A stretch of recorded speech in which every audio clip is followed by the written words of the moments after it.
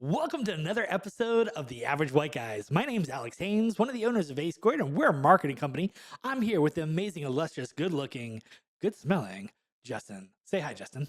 Hey everybody, I'm Justin with LLW Properties, an HOA management company. So, Justin, what are we talking about today? The name of this podcast is Last Minute, Last Place. Ooh. We are going to be talking about why it's important to be prepared and how spending a little more time in preparation can set you apart from everyone else. Now, when we went into this topic, both of us listened to the latest podcast from Alex Hermosi from the podcast The Game. One of the things in there that he was talking about is how he prepares for all of his podcasts, and he was saying that, hey, I put in probably about 100 hours, maybe a week on preparing for this.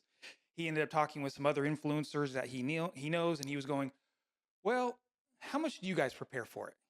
And he goes, well, do you do this spreadsheet? Do you do this? And all, talking about, he's like, no, I don't have any clue what you're talking about. Why don't you send that over to me? I'll take a look at it. He goes, yeah, I'm not this prepared. And then he asked his buddies, he goes, so how long do you put into this? There's like at least 10,000 hours. It was a ridiculous amount of hours, what he was talking about for being prepared for one podcast. But there's a reason that they have over 2 million views or 2 million subscribers all the time because of how much they put into it. So this time we are talking about being prepared. I think this is a really valuable discussion. And for those who weren't here, we had a pre discussion about preparedness. And there were a lot of things that kind of came out of that as we were getting ready for our podcast.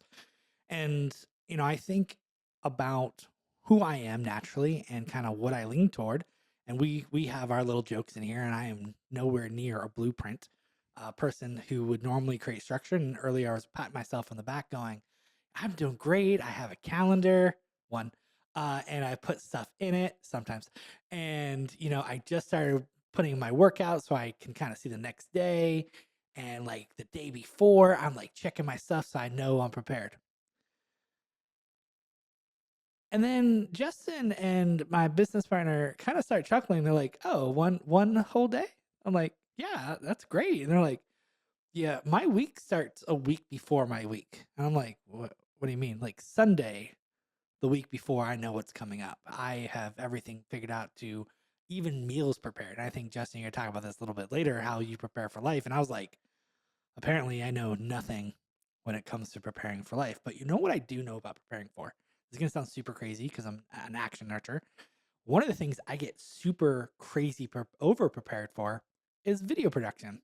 So I come from doing video production, worked with a company, did training with them. I spent thousands and thousands of hours understanding marketing and video production. And the one thing our director drilled into me, he goes, if you spend 5 to 10 times more time in pre production before you ever pick up a camera or ever go to edit, you will save thousands and thousands of hours and tens of thousands of dollars. Because in the video world, everything can get really expensive really fast. When you think about people on the set, you think about cameramen, you think about lighting, and then you get into things like After Effects and motion graphics and the time it takes to do edits. All those things add up really fast. So he would drill into us that if we only would spend more time preparing. So one of my many videos I ended up directing while I was there, I did just that. I took 5 times what I would normally do, and I usually take 2 to 3 hours to prepare. I took 15 to 20 hours to prepare this, like days before, and I did some things I never had done in any of my other projects. I've reached out to the actors who are going to be in this and connected with them beforehand, got some information from them, which made my script better. I chatted with the people on set. We kind of walked them through what we're going to do, what our ideas were, and also caught issues we were going to have because if we hadn't had this conversation, I probably would have electrocuted someone because we were working with water and live wires, and that could have ended up really badly. Um, we had live fish we were dealing with, and we were throwing things on people like paint. We were talking about like doing one shoot takes where you only have one chance to get it right. And if we don't, the cleanup and getting that second shot, tremendous amount of time, right? And I remember doing this, and it was a huge success. The video went really well. Everyone felt really involved. That's my nurturer being really happy about that, right? But the end result was it was one of the best, most remembered commercials we made for this product. And for this event we were doing, and it went really well. People knew what they're going to kind of get from this event because of how we did this, and the success was tangible. Over the years of running a production company and doing marketing, we've worked it out that if you spend the time in pre-production, it's like a 75% reduction of cost when it comes to the back end. So when you think about time it takes to actually make something, to film something, a lot of times people overshoot. Well, when we prepare, we shoot for an edit, meaning we only film what we know is going to be used in the edit bay, which means we're shooting less. We have less actors on time on set, which means less time, which means less pay, which is good, right? That's keeping things in a budget. And then it gets even further. So when we present something to the editor, they're not hunting around for footage. We have a very clean script. We go, hey, this is what we shot. Here's our dailies. Here's everything outlined. Here's our timeline. And they look at me like I'm Jesus with bread. I just had 5,000 loaves delivered to them. Like, where have you been all my life? This is so organized. They have very little they have to do other than put it together, put their spin on it, put their polish on it, make it that much better. And it's so much faster. In the world of video production, a lot of the cost comes at post because people always go, oh, we just fix it in post. That is an awful, awful thing to do if you're trying to stay on a budget. It can cost 10, 20, $100,000 more to do that. So that's kind of crazy. But in everything else, I kind of suck. So I'd like to hear a little bit about how you do stuff, Justin. Well, one of the things I was going to talk about when you were talking so much about how the benefits of being prepared are beneficial. I just went through a new software change. And this is where it is if if this company, I don't even want to say their name because I don't even want to give them the credit of saying what their name is. Their onboarding is atrocious. And this is where, if they were actually more prepared, now they have a university that they tell you to go to. They have this that they tell you to go to. We have pre boarding. We have post boarding. We have all these things that they say are detailed. But once we got into it, with really notifying our owners, they gave us nothing. And so now our owners are the ones that are pissed because they're not really understanding the transition, and they didn't prepare us for that portion of it. And so if they would have prepared us more for, hey, what happens once we start going and what your owners are going to be feeling and what their frustrations are going to be, it would have helped us this whole process because we're scrambling to get what they need. And so we were not prepared. And so you always need to keep that in mind of who in the end are you dealing with on this to make sure that the preparation is the right preparation. The next thing I want to talk about is Toastmasters. You'll hear me talk about this a lot. I've been in Toastmasters for 10 plus years. I love Toastmasters. It's where you learn to be a better speaker. But one of the things in there that you learn is when there's two different avenues on it. You have to be prepared to give speeches. I love Mark Twain's speech. The best impromptu speech that I prepared for is done 3 weeks in advance. In Toastmasters, you learn to be prepared. But on the other hand, we also learn about impromptu speaking and how to just talk on the fly. And so you have to also consider that as well. As much as are prepared, everything's going to throw you curveballs in life. So just always keep that in mind that you can only be prepared so much. You can only be that good of a Boy Scout. So now we're going to transition into what we can do for bullet points on this. And what we want to talk about now is what you can do for your scheduling. And it depends on what you're actually getting into, right? So again, if you're getting into a meeting that's maybe only going to take you a half hour, maybe you only need to put 5 minutes into it. But if you're going to land a big deal, if you're going to land a big project, now you need to make sure that you are putting in a lot of time for that. And that's where the preparation depth comes into play. Alex, you want to hit on that? You know, I think it's funny because we really take things from different perspectives, and this is personality traits coming, and we'll talk about that later.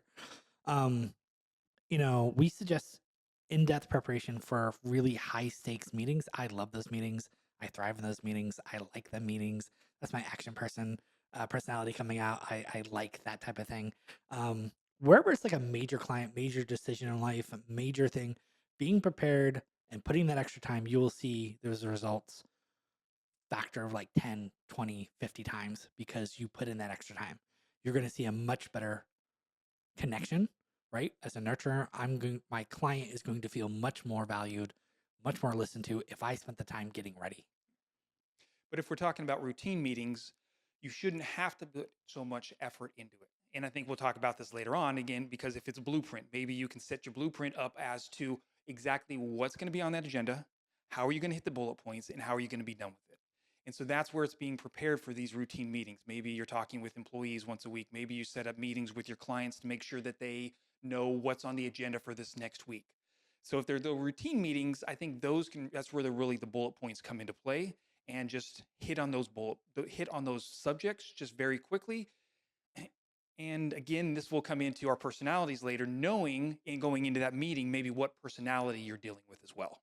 And I think, as much as I made a joke at my own expense, how earlier I was so super happy I was doing all these things before now that I wasn't doing before, I think it also brings to the point that this is going to improve over time.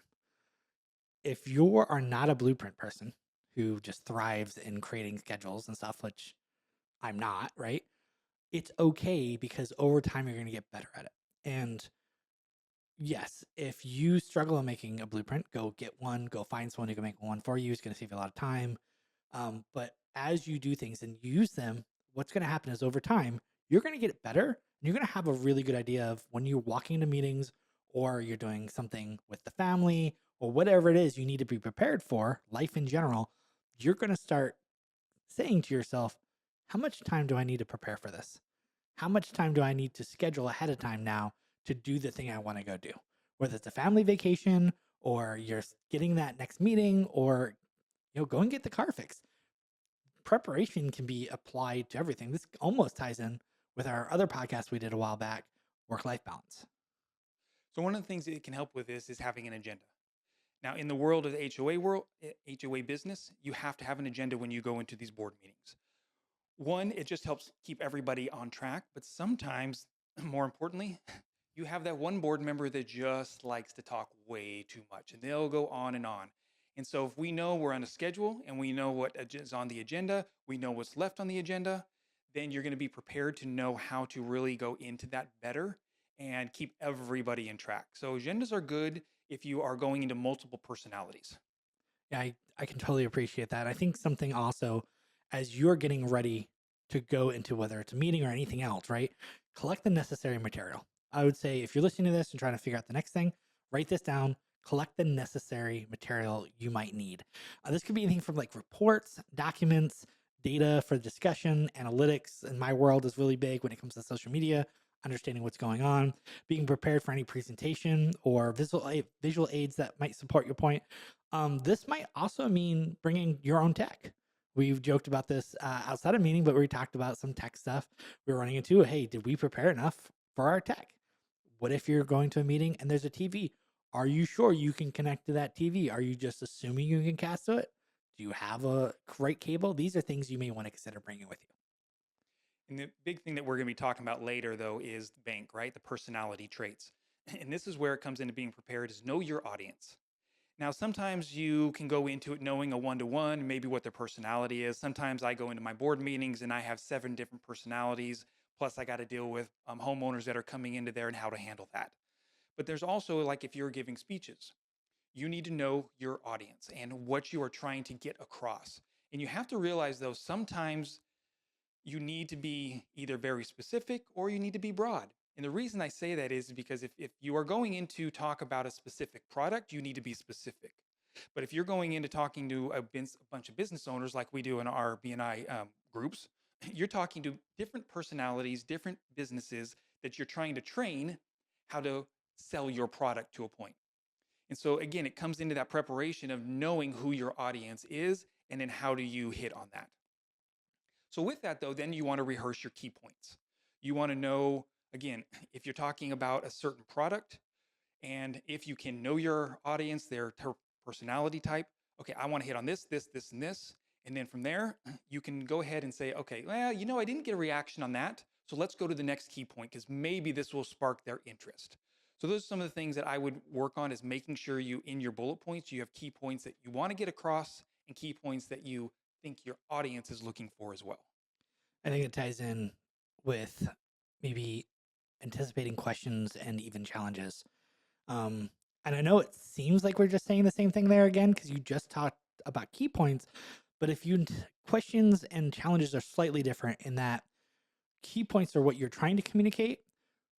Anticipating questions are trying to anticipate what they may ask about that, which is a very different way to think. And this is something we do all the time when we work on these scripts because we work them from apart. We have to imagine what that person across the table is going to be saying or how they might react and think, hey, they may have a question about X, Y, and Z. Let me come up with an answer for that. You might want to think about like questions or objections that might arise. Sometimes you might even need to bring another person in and just bounce some ideas off of somebody.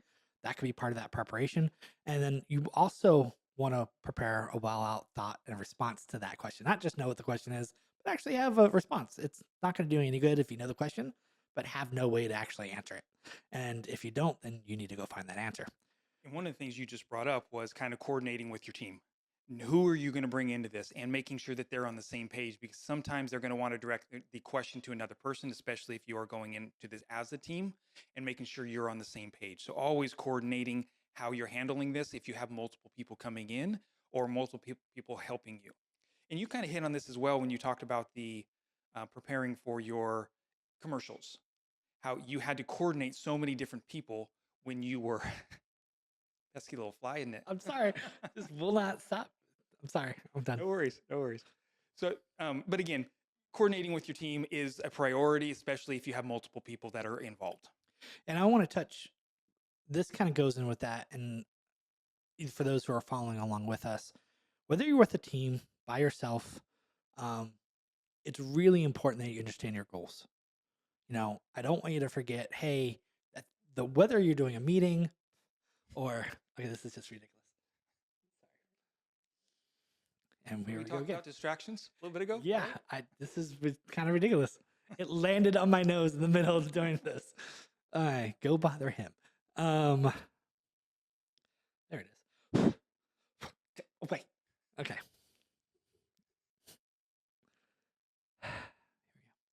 To touch back on your point about coordinating with your team, I think this is something we don't want to forget that you should have a goal. Whether you're by yourself or with a team, you should not only have a goal, but you should understand what that goal is and have a plan to achieve it. And if you're by yourself or you're going in a meeting, make sure people understand what the goal is, right?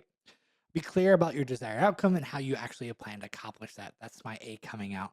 And then, I touched on this a little bit, but I want to reiterate this. Technical needs should be prepared for. Never assume it's going to work. Always come over prepared. I can't tell you how many times when someone's come to do a presentation and the words were, well, I thought I could just dot, dot, dot, fill in the blank. And the answer is, well, if you just had called us, we would have told you this is how it needed to work. All it would take was a phone call. And I've worked with events from around the world with preparation, like huge stadiums with crazy huge screens and bands and like coordinating all this stuff. I cannot begin to tell you that you cannot be over prepared when it comes to tech. You should have a backup and then another backup just to be safe. Which is part of the reason I don't like technology. And I understand that. So we've been talking about the personality traits. We mentioned it a couple times in here, and we've mentioned it in our other podcasts, right? In the personality traits that we're talking about is BANK. It is blueprints, action, nurture, and knowledge. So if we're going to go into that a little bit more, I'll take on the blueprint because I'm part blueprint in my personality. And when it comes to being prepared, like right now with our software change that I talked about and trying to make some changes in our company right now, I am going through a complete blueprint phase. I am trying to get so detailed on what we're doing in the office that if I hire somebody new, all they almost have to do is read a script to know how to handle this situation that's coming in. We are taking on a what's called Stan AI to where it's going to be text and the text can go ahead and answer that. Yes, we got some homeowners that probably aren't going to be happy with it, but I think majority in this day and age will. With that though, we need to pre-program in the questions. And so to me, that's where I love because we are getting so detailed with the blueprint on this that I'm excited about it. And that's what being prepared, I think, as a blueprint is. What are the exact details? How far into the details do you get? And how do you even break that down further to make sure that you are satisfied with the end result of it? I think that's amazing. The one thing I would just caution a blueprint on is I've seen blueprint just overspend time on things they don't need to. That would just be my little just gentle coaching nurture coming out like, hey, do you really need to spend 5 hours on a 30-minute meeting? I don't know. Maybe it's a really important meeting. Maybe it's not. I just gotta know, right? Um, That kind of leads into the action that you're going to talk about, right? yeah, next comes to action, and from an action point to all my action people out there. I'm gonna look you right in the soul, and I need you to listen to me. We need this in our lives. End of story. If you're anything like me, we are spending most of our time spinning our wheels, using up excess energy because things aren't planned out. We're running around trying to tackle the next thing without a plan. And if we just took 5 minutes to sit down and think about a plan or come up with a plan, we'd be so much more effective. And I mentioned this in other videos about the personalities. I said, hey, if you can find a blueprint and get them in your life and have them do some of this stuff for you, you're going to be so much more successful. And that is so true. So whether you need to go find a blueprint to have them build a system for you, kind of like what you're talking about with your own system you're building, or partner with someone to help you with your life, because it might be you're trying to get your life together, maybe it's your health, whatever it is, it's really important that you don't ignore this because it's easy for us to go, well, do I really need to invest that much time? And I'm here to tell you if you do spend that time, you will see results and you will make more money because of it. Yeah. End of story. So now here's your favorite. Talk about your nurturing. Well, And if you can talk about some of our conversation that we had before about where the nurturing comes in with being prepared. it was funny because during our pre conversation to this, we talked about how we go about doing things. And even though we know and I understand bank really, really well, self reflection is always the hardest. And during our conversation, I didn't realize how much of a nurturer I actually am. I've always assumed I was more A because that's how I project to protect my nurturing side. We've discussed this a little bit in the past that nurturers can get abused and used because we care. And so we were talking about little things like you would say as a knowledge and a blueprint, you would go out of your way to understand how people would do things and think and respond. And I was like, why? I don't get that. I just flip a switch and I do X, Y, and Z. And you said without missing a beat, it's because you're a nurturer and you're really good at making other people feel valued. So you shift your own personality to make them feel valued and listened to. And I was like, oh my goodness, I do. And then I was talking about why I get really over prepared in live events and like scheduling and doing production the right way.